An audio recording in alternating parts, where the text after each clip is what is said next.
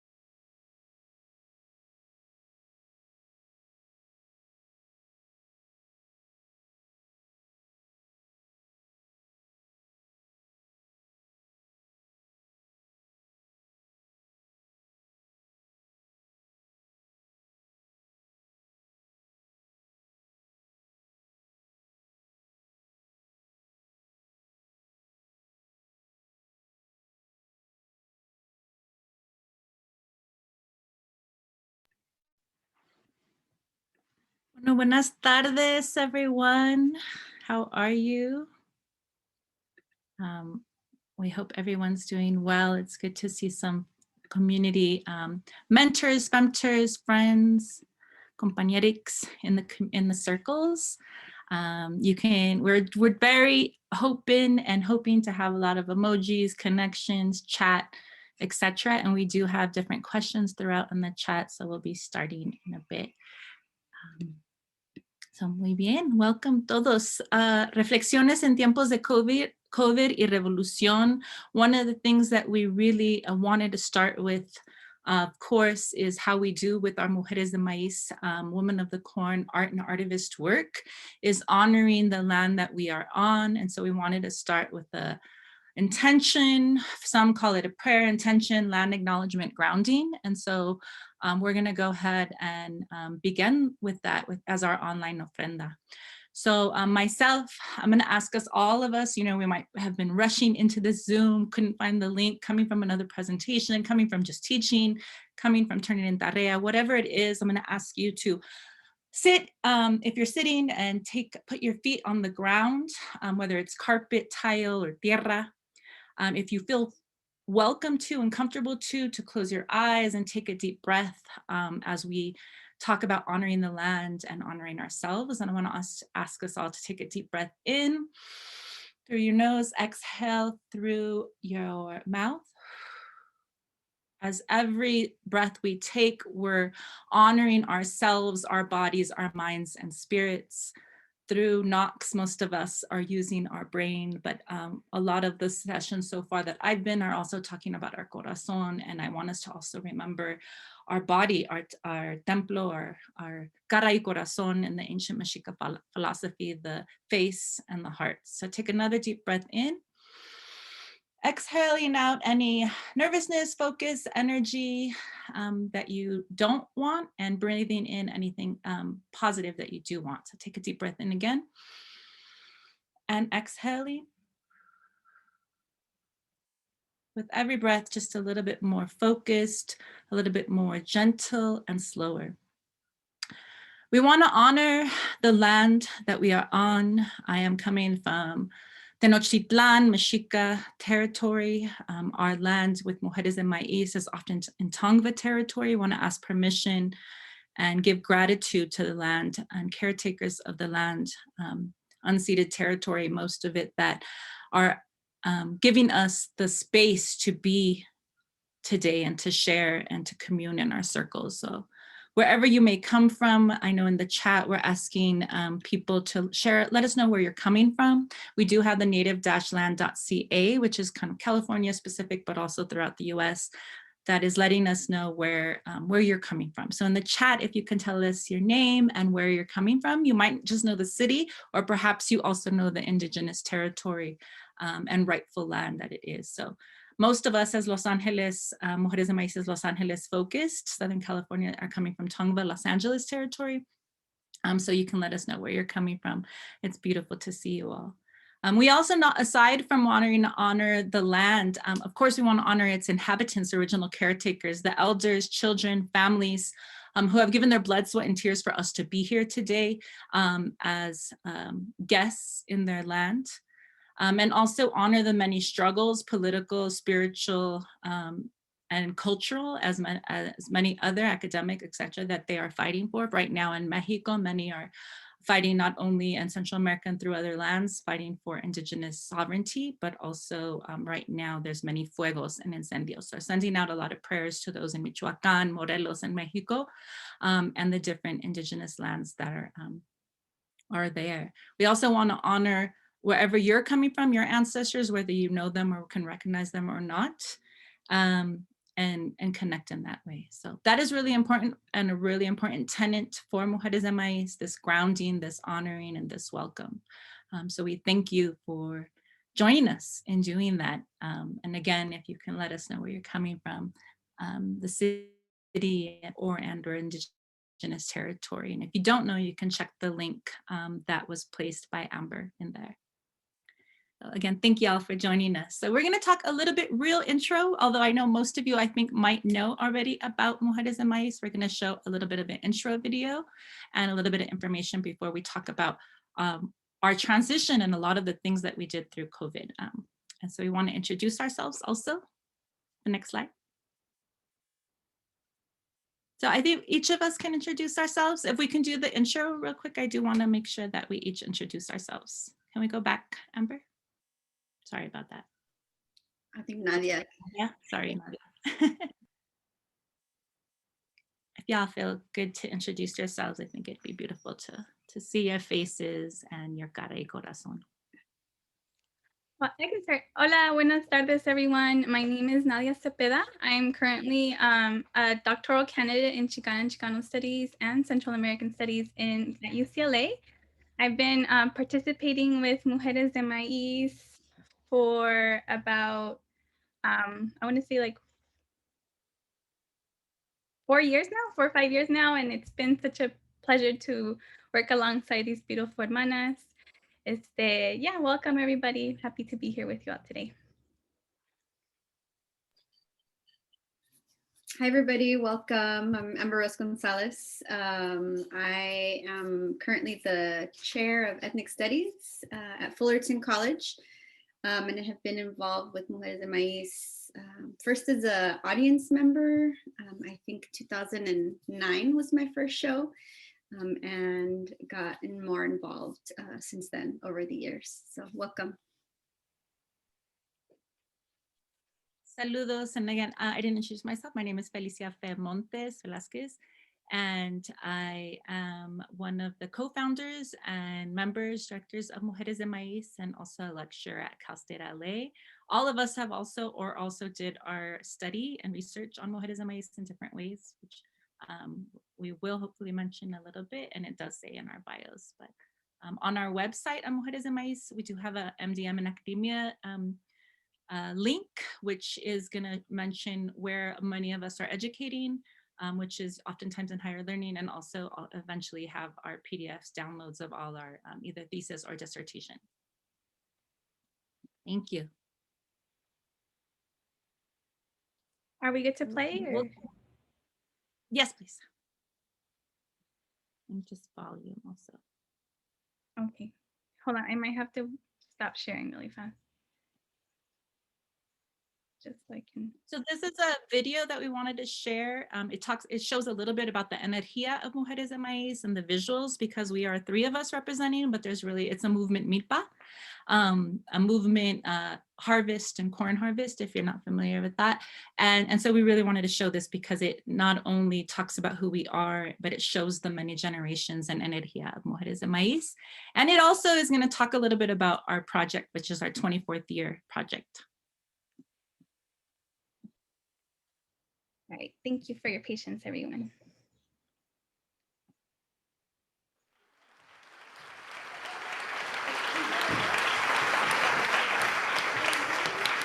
Thank you for the silence. I'd like you to close your eyes a little bit, and take a breath. And remember why we're all here tonight. Wait, can you not see the video? Or can you? I can't see it. No? It's fine for me. I can see it too, Amber. Can folks see the video? I'm so sorry. Sorry, maybe it's just me. Yes, I can see it. Okay, perfect. Thank you so much.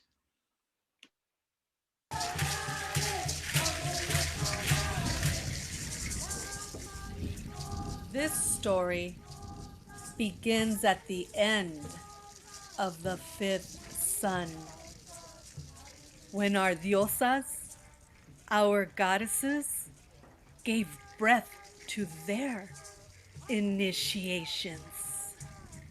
And the raw corazones of women began to rattle.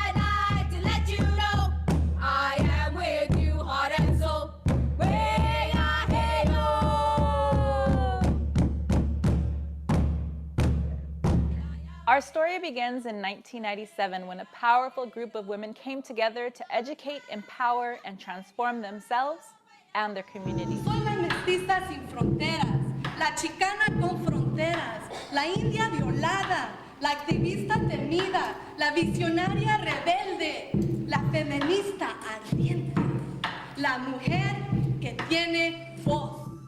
The early 90s marked a time of violence and discrimination in California.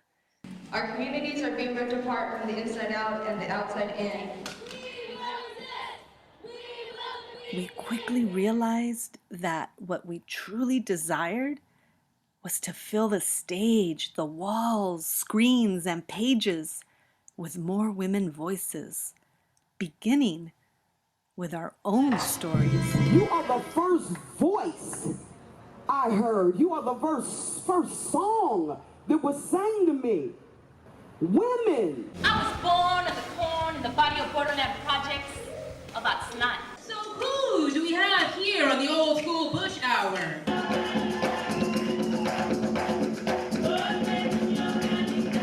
My name is Sita. I am Dilo's mother. They say, hey, that Iranian girl is kind of fresh. We women, regardless of ups and downs, we do whatever we want to do. Porque a veces el alma necesita de una caricia y un golpe. Zapateate, chicana, hace del cuerpo pedazos, hace del cuerpo pedazos. Zapateate, chicana. Zapateate, chicana. From the stage to the page, the gallery walls, streets, communities, ceremonies, and many more, we are Mujeres de Maiz, a movement milpa of art and activism, sisterhood, and solidarity. Join us today and donate to our documentary fundraiser through GoFundMe. Thank you. Tlazokamati.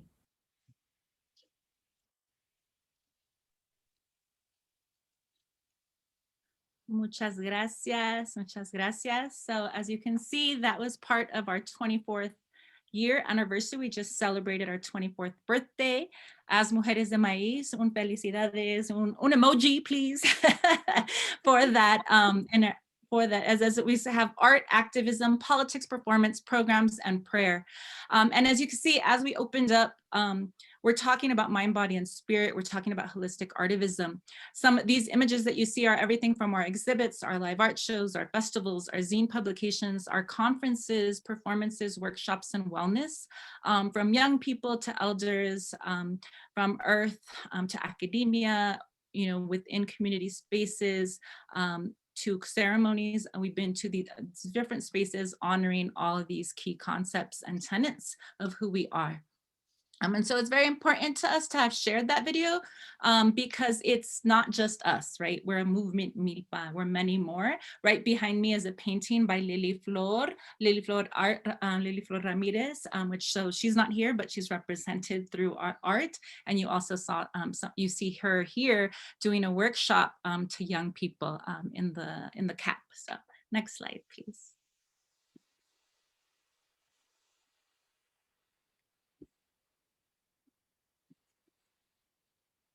So this is just a picture of us, the different generations before COVID-19, when we would gather in circle, have our talking circles on the corner of East LA for the last 10 years, or our planning meetings we would have in sisterhood and solidarity, con comida y convivencia. We've also, over the years, because of UCLA and the amazing educators at UCLA, Cal State LA, and other places, have had interns. So we've had different generations, obviously, over the last 24 years. So one of our interns from UCLA here is in the front in blue.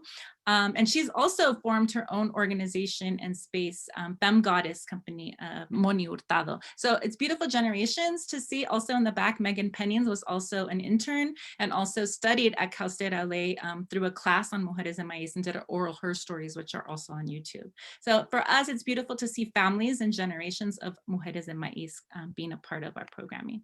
Next slide.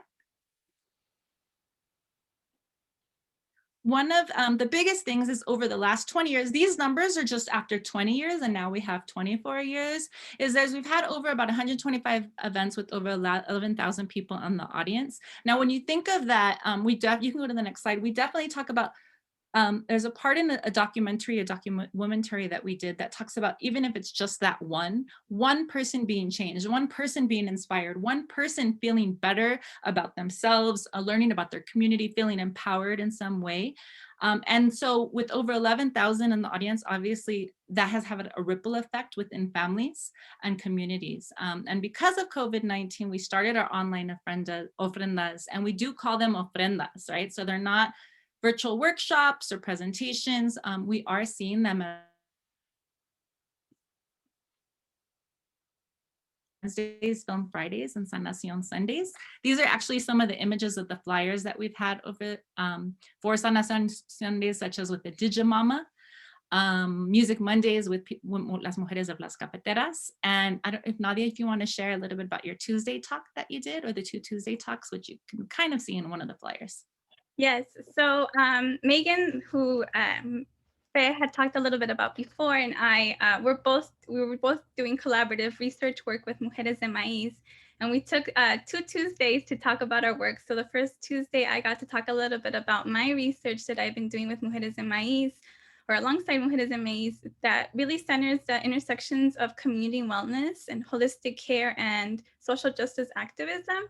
So a lot of the works that we talked about were just kind of our own reflections on organizing or collaborating with Mujeres de Maiz, and our process of what it means for us to do this work, right? And I think one of them that really stood out for me, talking a little bit about, working together and collaborating in organizing this programming or this ofrenda, is that for me, organizing with Mujeres de Maiz has been such a transformative process, because I've been able to really think about my own holistic wellness and our collective wellness, in addition to thinking about the programming that we're offering the community, right? And I think partly because, even just the way we set up the space, right? So we start off with a prayer, kind of the same way that we did today. Well, not really a prayer today, but like we share a little prayer, and we kind of do a little check-in, right? A little talking circle, right? Where we make sure that we're all doing well. And then from there, we get to work, right? And then from there, when we're done, we close, right? And it all becomes a ritual. And it really shifted my own understanding of organizing and collaborating, right? Because it really centers, the individual, the collective, and the community, right? So I think that's one of the reflections that I got to share a little bit in these Tuesday talks that are still on our Instagram. Yes, and one of the main things for us also through this is understanding that these online ofrendas, you know, when COVID-19 began and everybody was at stay at home in last March, the Zooms were over and over and over. And almost even now, there's so many Zooms, right? Even through the NACCS conference, that how do we keep up? Like, how do you not get Zoomed out, right? And so for us, it was important to bring this Sanación Sundays, or these ways and energía that was going to talk about how our mental health, our spiritual health, our physical health, right? And how we could do that. So bringing people such as mujeres who are musicians, singers, cantantes, such as Nancy Sanchez on the bottom here, who just was featured this week on, I believe, the La Opinión or La Voz, and is really being featured recently on some of her music. A second generation mariachi, but also pop artist, right? And then Moni Hurtado, who I just mentioned earlier, who is our UCLA intern, who's also began to create and host our Musician Mondays or our events, and we've become from Mujeres de Maiz to like suddenly talk show hosts of sorts, right? And many of us know that as professors and educators, all of a sudden you became a DJ, a VJ, you became all of these, you had to learn all these new skills, and we did too. So this is the image in the middle is a beautiful image of one of our Writing Wednesdays. What we did realize is, of course, instead of having events where you have to invite people and the stipends and they come from across the country, we were able to finally invite our Erika Chilome, a Central American poet who we had wanted to invite and connect, and spiritually and through Instagram, we had always connected and sent love to each other, but we could never have her be a part of our event. She was able to be a part of our Writing Wednesdays event, and she was so happy to be a part of it. And also others from Texas, like Gris Munoz, who had her book release for her book Cuatlicue Girl, of poetry and prose. So these were our first attempts where we just used Zoom, and then sometimes went to YouTube or Facebook. Thank you. Next. Palabra. Obviously, this was April, May, when we started to do these programmings and started to see how we can do it in other social media platforms. And I think Amber has asked, let us know if you've been a part of some of those ofrendas. What did you think? We'd love to have some integration in the chat. I think we did see, I know we asked also how you first heard of Mujeres de Maiz, and we're seeing a lot of memories and conectas and good friends over the years. But of course, the uprisings, many things happened. The political situation, not only for migrants, but for Black African-American communities and our brothers and sisters, was huge. And an important thing is that we said, how can we keep posting about ourselves or be doing about these workshops when we need to be in solidarity, we need to be in spiritarity and support and sisterhood. So what we did was do our best to repost, but also go live to events, whether they're marches or protests, conferences or platicas, and actually be out on the streets. So that was one role that we do have, right, is as artists and wellness, but we also have always been activists and organizers, many of us with union, being trained as union organizers through the UFW or UTLA, United Teachers of Los Angeles, etc. So literally going out and helping to organize or to use our currently 98,500 followers on Instagram and go live and bring the information to more circles and more people. So these are some of the top images, some examples of the posts that we did on our Instagram, or some of the events and caravans that we went to in order to be in solidarity and support the Black Lives Matter movement, and as well as our Indigenous communities. For example, during COVID, Indigenous communities, specifically Indigenous language speaking communities, were not getting the same access, and also because of the undocumented status, were not able to get funding or any tax relief or relief at all. So working with My Cielo, a Oaxacan-focused organization in Los Angeles, and the Mujeres there, to talk about this issue. So these are some of the images of that. Palabra, next slide. So I also wanted to highlight and elevate that early on when COVID started, Mujeres de Maiz was also hosting talking circles, right? So one of them, I think we had asked folks for donations, kind of as a mutual aid to support I think it was like Black Lives Matter organizing, right? And especially wanted to check in with folks during this uprising, right? So that was kind of another way we were able to use online platforms to build community and better support folks, right? Something that Fe had mentioned earlier is our Instagram. So our Instagram is actually really active, right? And I think for a lot of us, when we started thinking about, our presence online, right? And what does it mean for us to do programming this year, or throughout kind of this COVID-19 situation, is that we started to think about different ways we could use the platforms we already have, right? So Instagram, like Fe was saying, we have over 98,500 followers, right? So we have a huge platform. And I think something Fe has always kind of brought central is the idea of like, we have this platform, this voice, so let's also elevate and uplift voices of folks that are doing important work in the community, right? And like Fe was mentioning, that Cielo was one of the organizations. So Cielo is Comunidades Indígenas and Liderazgo, right? And they're doing a lot of beautiful work of like elevating and supporting indigenous communities through translation. And they just yesterday we had the opportunity of doing an IG live with them where they started letting us know about this publication that just came out that you can also support them with, right? But something else that we were advocating and behind was the land back movements happening here in Southern California, specifically around Long Beach area where the sacred site Pavagna has been having issues with Cal State Long Beach, right? So we've also kind of used this platform to support our sisters and brothers in that struggle. And, one of the big issues is that, exposure, right? And I think, when after the interview, we got really great feedback that, that the cause was, shown everywhere, and they were able to gather some funds and donations that way. So that's kind of a really important way that we've been able to use our platform. We also create Instagram to create community, right? And partly that, the way we're kind of interacting today with y'all in the chat is the same way we do it in all of our other platforms, right? So we use Instagram through like posts, right? Sharing posts, doing IG lives and all these things, right? So through our, social media team, we really want to create community with folks. And, Megan, one of our MDM hermana, she really talks about social media as being a healing tool, right?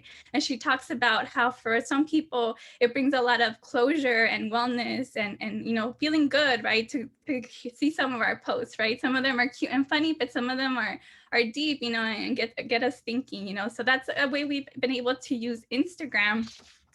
Like I mentioned before, this year's programming, really had us thinking about different ways that we could, come to, we're usually doing our big live art shows, right? Which are beautiful, right? We have art, we have art exhibits, we have live performances, right? Theater, and you saw kind of a glimpse of it in our promo video. And like Mujeres Mercado, right? And we were really trying to figure out like how do we get that almost that same feeling, right? Because I think there's something visceral that happens when you go to these events, but like how do we make it so that people are able to access, kind of a snippet of what MDM's programming this year, especially because a lot of it had to be online. So what we decided to do is use the avenue of a StreamYard, right? And this is our first time, we've had to kind of learn a lot in a little bit of time, but we started using StreamYard, and this platform really helped us in thinking about how to build community that way, right? So we use this one app, right? And this is we're not sponsored or promoting StreamYard, we're just using an example, right? So we use this app and we were able to, come together, and it's definitely a Zoom, but it kind of has a little bit more features. And the cool thing about it is that we're able to connect to our Facebook, YouTube, and Twitch, right? And in that one platform, we're able to communicate with everybody, and we're able to see everyone's comments.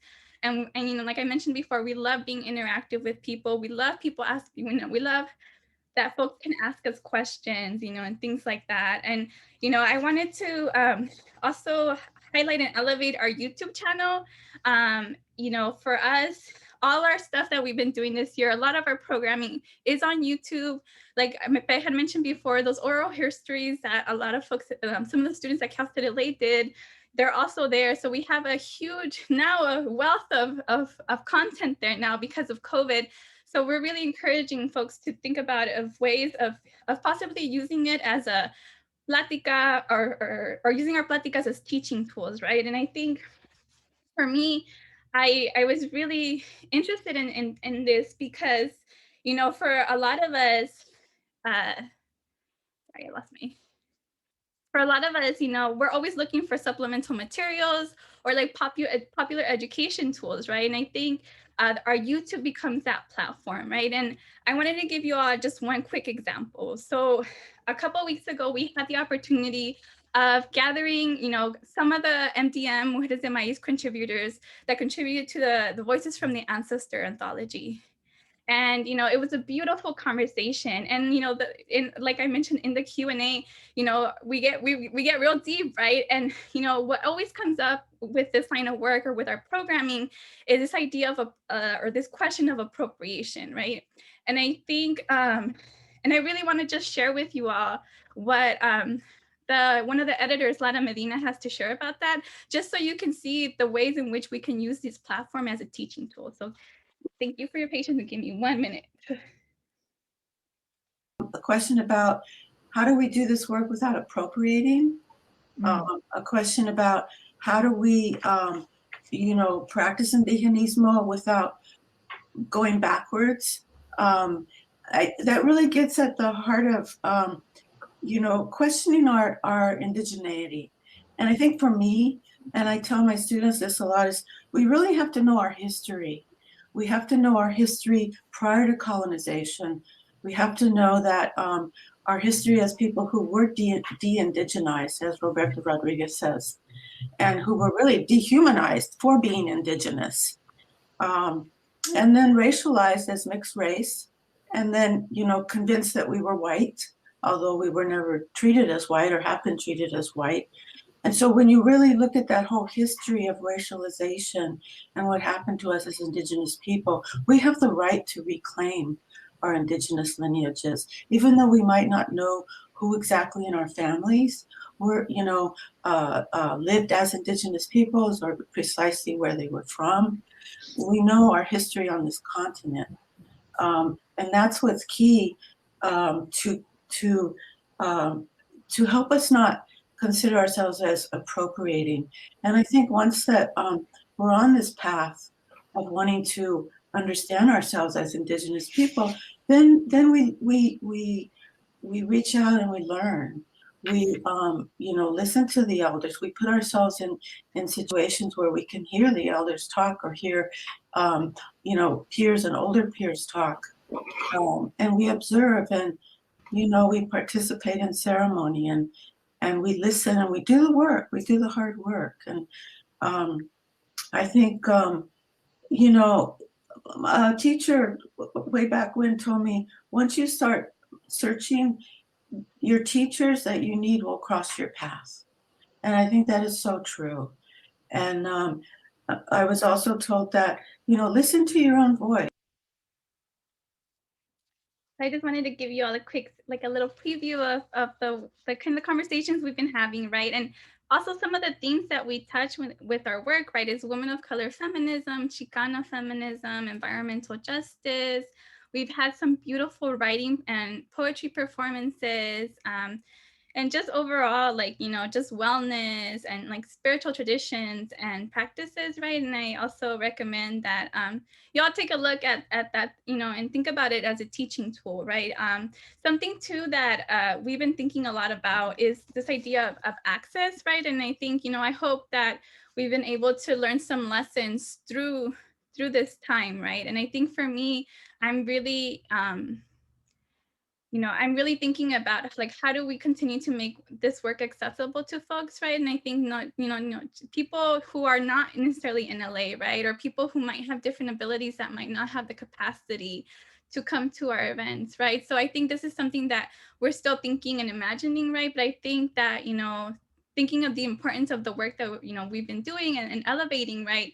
I think it's important to also think about like the futurity and what would have, like, we can't go back to the same, right? So like, how do we begin to think about access in a way that we think about everyone, right? And not just folks who are physically in Los Angeles or, you know, have the ability to come to certain spaces, right? All right, so I'm gonna pass the baton to Amber now. Thank you, Nadia. Yeah, and that's a really great way to think about another major project, another endeavor that we've undertaken. So in late 2014, Faye and I began working on an anthology project to honor the legacy of Mujeres de Maiz. And at that time, thinking about the 20-year retrospective and the 20-year anniversary, which was in 2017. So we invited submissions, mostly from Mujeres de Maiz organizers, artists, and academics who've been in community with us. We set out to create a cross-genre text that would include visual art and poetry from past zines. I don't know if folks know this, but Mujeres de Maiz is a publisher of one of the longest running continuous feminist zines in the country. And so we had a lot of material to work with, to look at the poetry, the artwork, to pull from that and to include it in this anthology project.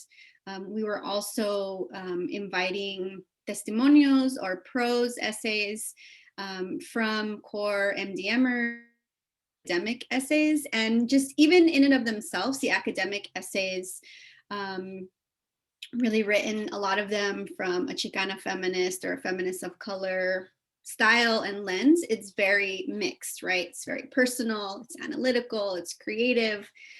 And so we had these amazing contributions that were intergenerational, mixed genre, and touched on a lot of different topics. And one of the goals that we have with the project, as Nadia said, in thinking about the social media usage, also with this text, we really want it to be accessible for a wide audience, for a wide readership, and also to be able to use as another teaching tool, right? So thinking about YouTube as a teaching tool, these platicas and other things. To also have this text as a teaching tool in women, gender, sexuality studies, Chicana feminism, courses in creative writing, visual art, social movements.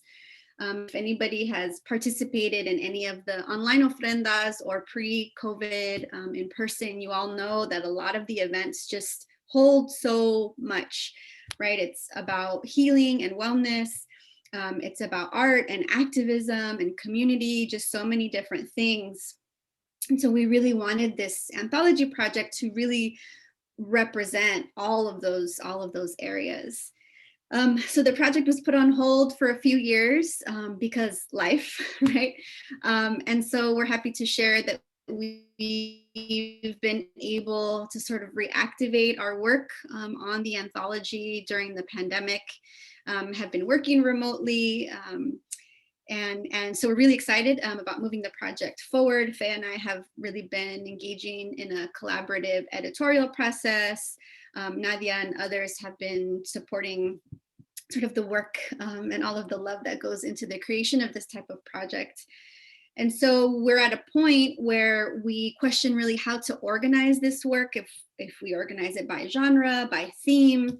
And eventually sort of what happened was we're letting these stories emerge organically in terms of the organization, and we want the pieces to tell their own story and thinking about how they all connect. So the structure that we have now is organized semi-thematically, and you can see those listed here, with really the medicine and the tree of life, which is the image that you see here as our framework and our guides. It sort of just emerged that way. We definitely felt spirit sort of moving through us as we were sort of stepping back, right, and looking at the anthology in its entirety.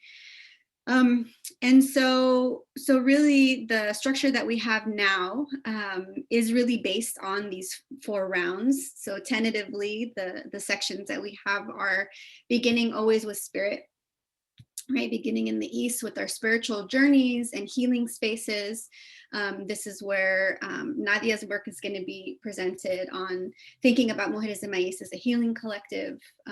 The second round is activism, movimientos, and transformation, art and cultural production, and then finally legacy and futurity. But these themes are not necessarily limited to those individual realms. It's definitely cross themes and topics sort of throughout. It's hard to sort of contain us, right? Where we're like so many different things at once. And this book is really a beautiful way to show all of that. And so now our goal is really to, like I said, create this project that is really honoring and expressing Mujeres de Maiz's values and practices, and the key tenets as we sort of work on the project. So now we're at a place where our next step is to add the finishing touches, finish the proposal, and moving forward with the project this summer. So keep an eye out for that. And just another sort of tool, right, to share the story of Mujeres de Maiz with folks coming up on 25 years. Thank you. Yeah, so, we're really excited about, turning 25, right? And this is kind of where our little pitch comes, right? So, we have, been so fortunate that one of our co-founders, Claudia Mercado, has been documenting Mujeres de Maiz for over 20 years, right? So with that big feat, we also have a lot of content to go through. So we're asking our community for support, to help us, make this documentary happen, right? And ultimately what we would love to see is for us to commemorate and celebrate our 25th anniversary with this beautiful labor of love. And to really document LA history, right? And to really, center the experiences of, urban Indigenous women, and many women of color who have, worked alongside us and are part of Mujeres de Maiz, who do this beautiful work. So we're asking folks to support us and, in whatever way they can, to, as an offering through donating funds, right? Or even just reposting and sharing and letting people know that what we're up to, and hopefully, we have this beautiful anthology and we have this beautiful documentary that we can also use as a teaching tool for folks in the future, right? And thinking about, a lot of us are educators, a lot of us are in teaching in universities. So, we just really want to tell this history, right? And we want to account that, this work, especially for Mujeres de Maiz, has been mostly grassroots, right? It's mostly been volunteer run. And I think that's such a beautiful story to tell, especially, in times where, we really don't get to heal stories, right? And we all know this, right? That oftentimes when we talk about organizing or movements, right, the experiences of Indigenous and women of color and Black women, are often not told, right? So I think it's really important to center those voices, right, and to elevate them and to, donate to our fund if you can. So this is kind of our little pitch, and Amber has posted our GoFundMe. And again, please subscribe to our YouTube channel, follow us on all the social medias. And yeah, I don't know if you want to talk a little bit about our section on academia. Okay. Yeah, I think more than anything, we are in many different fields, spaces, circles. And I think that's one of the most beautiful, for me, what's so important and why I am a Mujeres de Maiz por Vida, right? Some groups end, some nonprofits we start or end, collectives end, bands end, but we've seen this as a prayer, prophecy in manifestation or manifestation, and we can never see Mujeres de Maiz disappearing. It's a movement milpa with generations, literally generations. My ahijada is 21 years old, is a Mujer de Maiz, has a Mujeres de Maiz tat. She was part of one of our presentations and talked about her own work and her new collective that she started that has a zine and is doing art and photography and artivism, so there's generations of us. And so aquí estamos por vida, right? But one of the most important things for us is that we're not only in academia and at Chicana, Chicano studies conferences. We're not only in the ceremonias and in the in reservations or the colonias and barrios in Mexico City, also, or in Oaxaca, also representing Mujeres de Maiz. We are also in the streets, in the community, in the marchas, and so we are many different worlds and fields, and that's very important for us. So this website kind of talks about, this is our new page that we created about our representation in academia. And within higher learning, as educators, many of us as lecturers or professors, assistant professors, chairs of departments here that we're representing with this circle, but also in many other spaces. And I think that was a big part of when Nadia was mentioning about access, about why our YouTube channel is so important, because something like this can be uploaded, right? It's not just for the those who have the money to be able to go to the conference, to even know about the conference. And even when we're in cultural centers like Self-Help Graphics, our beloved Self-Help Graphics where we started, people still have to know what it is when they walk by. I have heard many, many years where people would walk by, all the kids from Belvedere, the local junior high, and never knew what was inside that place that had all the ceramic tile on it, just that colorful building where they had quinceañeras on weekends. But they didn't know that there was exhibits, Dia de los Muertos, all these things, until, you know, I send them as a Cal State LA lecturer, asking them to go to an event. And they're like, oh, that's where it was, right? So access, giving them these links, sharing it on social media. Here's this information, here's this live that's also talking about academic, ceremonial, spiritual, cultural, all of these different amazing things, but not only in spaces where you're in the know, or you have to have that diploma or whatever it is that it is. So this website is key if you want to share that. It also has our information about the documentary project, about the retrospective anthology, about our community workshops. It has our oral her stories that were done through Cal State LA. It has many different pages, as well as a shop to support us, as we also have been volunteer run, as Nadia mentioned, for so many years. So it has many different roles and ways. And I think through COVID-19 and the pandemic, these are our quote unquote pandemic projects, right? Is reconnecting with the anthology or the book, and also the internet and social media online ofrendas have been really key for us for new generations and new communities of access, as well as building our social media. We have 35,000 on Facebook, and again, then almost hoping to get 100K in the next couple of weeks. And when we say hoping, it's not because we want to be influencers or get followers, but really we feel that we are also role models and community members and important access for women, femme, gender non-conforming communities to see themselves. And so however many places we can do that, as educators in front of the classroom, as rappers on a stage, as gardeners in the community, whatever it is that we can do, we'll do that.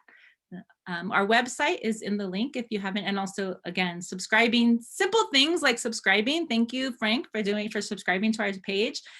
Begin to change and get access to more people, but also eventually help us to get funding, right? Because eventually once you're 1,000 subscribers, you can start like monetizing things, etc. So always how to support WALK and BIPOC and Cutie Walk community members. So, palabra.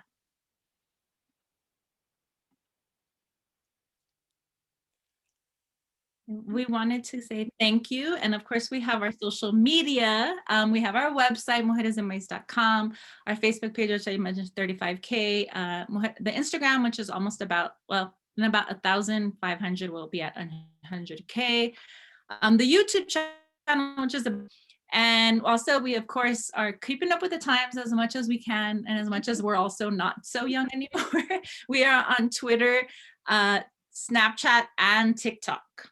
So one of my classes right now at Cal State LA is a social media class. And so really connecting on how we can bring this type of information to TikTok, social media, how we can critique and create our own memes and counter narratives, such as what we do with Mujeres de Maiz.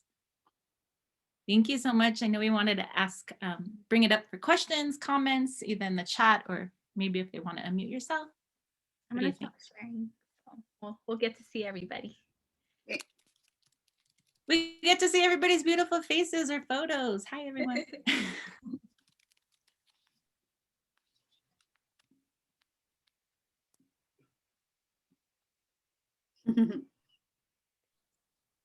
Por favor, did you have a question, Anita, or comment? I saw. Oh, no, just saying hi. Hi, Liz. Take care. Thank you for coming. This was remarkable. And this is, I mean, it's like, who are you people? You're amazing. You know, I mean, this is where anyone would ever want and hope and dream for things to arrive, where there is a nexus of everything that we're about to bring our whole selves into the work through everything that we touch. So I love that you're doing this. Adelante. We're with you, and we know that you are with us and for us. Thank you very much for all of your work. Thank you. I did share in the chat, share in the chat that I'm honored to have been walking the path with you all side by side, and just being a Raza woman and a student at UCLA, and finding first Felicia and your comadres, and then everybody else along the way. Just like my own consciousness growing from the work that you all have done. And from our conferencias, y'all's events and publications, it's just been so beautiful. It's like 20 plus years and we're still learning together. And Felicia, the way that you describe the lifetime commitment to this work, it resonates deeply, right? Like I feel like we're doing parallel lives in so many ways, because Raza Women has been that for me, right? And there's sister orgs in some ways, right? Non-binary orgs in some other ways. But just like, you don't become a Raza woman, you are a Raza woman. You don't become a mujerista, you are a mujerista. And I think, there's so many possibilities for us as we continue to keep growing into ourselves and envisioning that future that we want. And I love how you educate us on social media. Sometimes, I'll see things that you all share and it's like, 10,000 people like this post. Like, damn, like 10,000 people learn that one piece of information. And that's really fierce and amazing. So thank you for doing that work.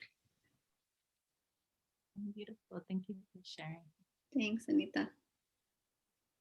And beautiful to jump into the different Zooms and all the amazing work and what you shared today and yesterday. So it's hard to keep up with so many, right? But I'm so blessed to be able to jump in and catch your beauty and everybody's beauty, what people have shared so far. So hopefully I get to see some of the rest throughout the next day.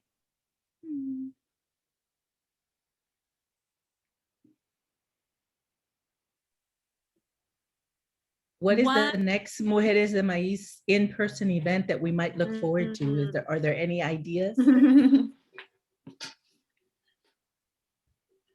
question.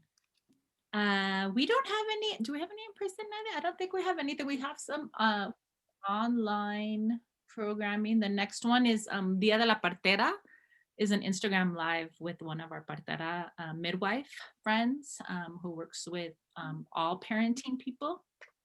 And is a Central American partera midwife. And so that's May 5th, because the International Midwives Day is May 5th. So we have a live, because we're in different parts of the world.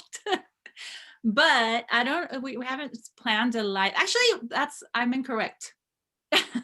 We are planning for May some smaller in live along with We Rise. If you're familiar with We Rise LA, the Department of Mental Health, the Los Angeles County Department of Mental Health funded an art project for the last 2 years, which has been like a festival and in-person festival and exhibit, and put a lot of funds that were raised through a proposition in California to this, and they had amazing things. But because of COVID, the pandemic, they're doing mainly online and some smaller with registration.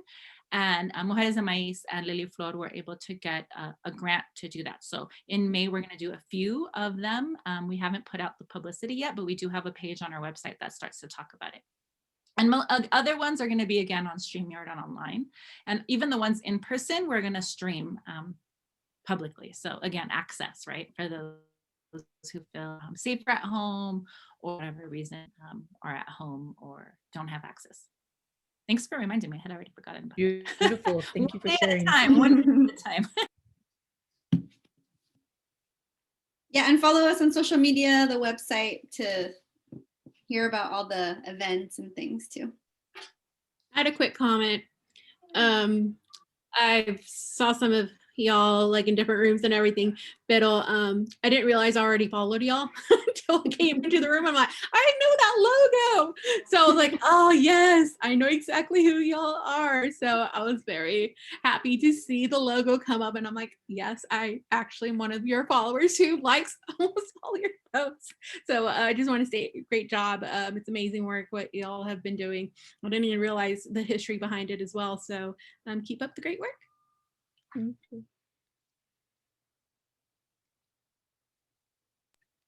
Yes, I see. I don't want to put Danny on the spot, but I know Danny is also doing stuff on TikTok and is bringing. I love your TikToks because it's like Profe TikTok, bringing all kinds of historical information and just ceremonial information to TikTok. I think you're an inspiration. We hope to get to that level.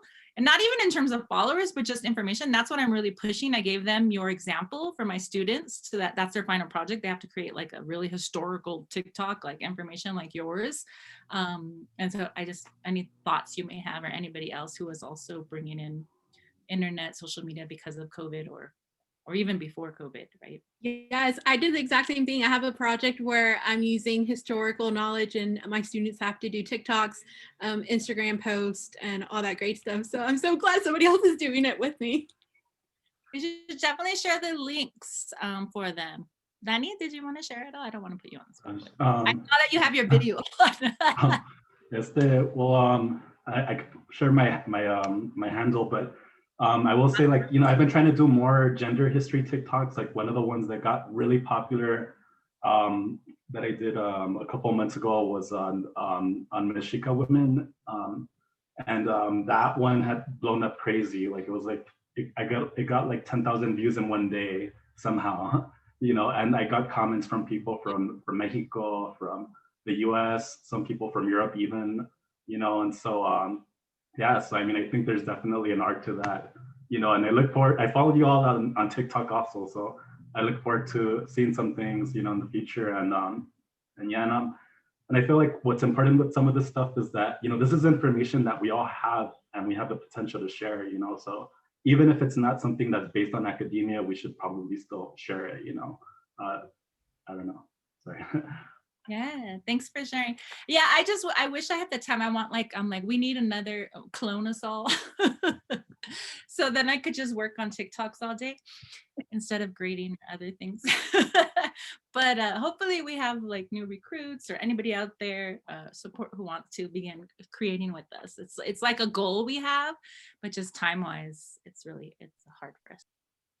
Well, I think that's one of that I've seen, right, as one of the ways that Mujeres de Maiz has just been is just the openness. And so folks can come and participate and support and grow and step back when they need to do other things and return. And, just that openness, I think, is so beautiful and always welcoming, especially like students or community folks who wanna show up in this way. Yes, and that way we want to say hello to Poeta, Lady Mariposa, I believe is your other AKA, and of course, Dr. Karen Marie Davalos, Audrey, Nadia, Magdalena, Rafa, Carlene, everybody who joined us today, and Anita, who for sharing, Audrey, like Lucero, who I met in 2 other things because we're like paisas, homegirls now. But right, how we connected virtually, right? I'm already like, you're my homegirl, Lucero. I'd never met you before, but because of the música. And then obviously the support, Dr. Karen Marie Davalos from very, very long time ago. And then our colegas at Cal State LA, Rafa and Anita, Danny from South Central Farm and Danza, right? We have long, her stories, his stories, our stories. And so it's beautiful to see y'all come out. Thank you for supporting, and we hope to continue to support your work también. Thank you for sharing your handles, Danny. I also really enjoy your work, and I watch them on Instagram, but I think I just need to be more active on TikTok. Well, yeah. I mean, if there aren't any other comments, I think we're good to close también. We are really excited that we got to share this work with you all. Like you saw, like we're multifaceted. We're working on an anthology. We're trying to do a documentary. We're trying to do community ofrenda. So That's why we don't have time for TikTok.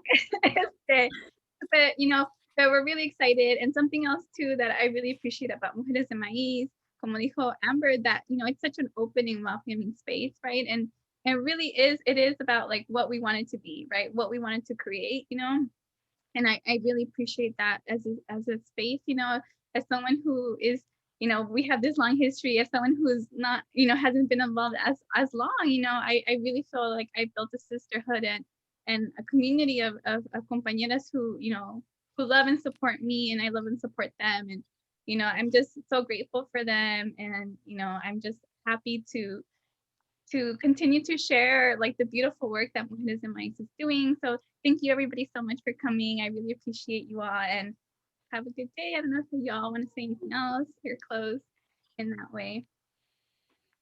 Let me take a picture of you all. Oh yeah. Just real quick. Like that. Yes, real quick. 1, 2, 3.